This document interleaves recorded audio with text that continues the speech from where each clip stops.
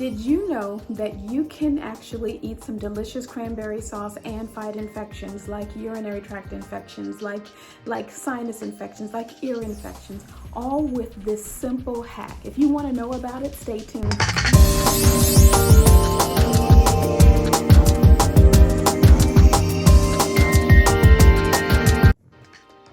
Hey guys, welcome back to my channel. I'm so excited to see you here. This is our Thanksgiving Countdown 2022, and we're on day 12. We have provided some really incredible recipes that are not only delicious, but nutritious.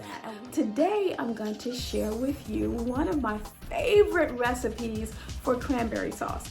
Now, when I was growing up, we ate cranberry sauce out of the can, and I was really excited when my mom would buy the cranberry sauce that kind of had like chunks of the cranberries in it, kind of made it feel like it was a little bit more natural. But it was so interesting. Back then, I thought that the making of cranberry sauce was so elusive and that nobody could make it at home. You really had to buy it out of the can. Duh. Didn't know. And so when I learned that you can make incredible cranberry sauce, incredibly easy and incredibly nutritious, I had to go on a quest to figure out a way to do it so that I can prevent type 2 diabetes in my system. I can prevent infections like tooth decay, sinus infections, like ear infections, and then I can help with weight control and weight management. I said, okay, this is a go. I gotta learn how to do it. So I discovered this hack, and today I'm gonna share the hack with you. So here it goes. Well, that table sugar has a really high glycemic index. You know what a glycemic index is? So glycemic index is a value that's kind of placed on the food to determine how quickly and how high your blood sugar levels will go up. Okay, so here we go. High glycemic index foods you want to avoid. Low glycemic index foods are better.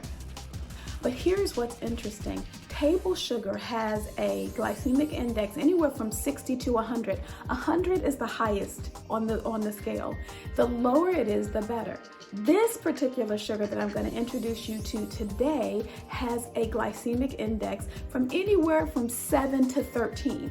Now, what's really good about this sugar is that it has teaspoon for teaspoon, the same amount of sugar sweetness as your regular table sugar.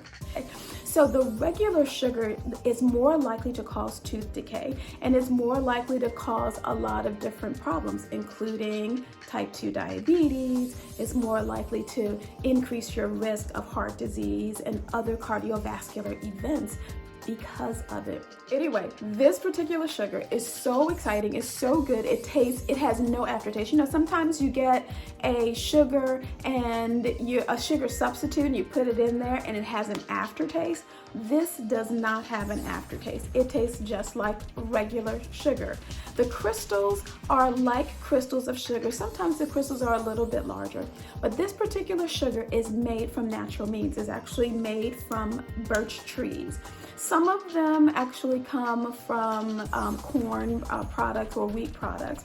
So you want to make sure that you are looking for non-GMO and you want it to be just the pure sugar, no additives in it. So we have been using this particular sugar to kind of add to our lemonades or our cakes and pastries and things like that, because you can actually use this sugar in your food teaspoon for teaspoon for whatever you want. Now, I do have a couple of words of caution. One is if you overdo it, because it's an alcohol sugar, if you overdo it, they call it polyols, but if you overdo it, then it could lead to a little bit more fluid bowel movements, and who wants that, right?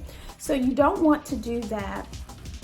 But what's very interesting about this sugar is that it will increase your digestion and it kind of stimulates the motilin receptors in your digestive tract so that it will prevent you from having constipation.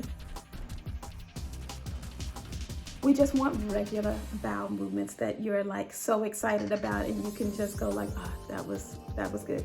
I don't know if you can tell, but I love to have bowel movements because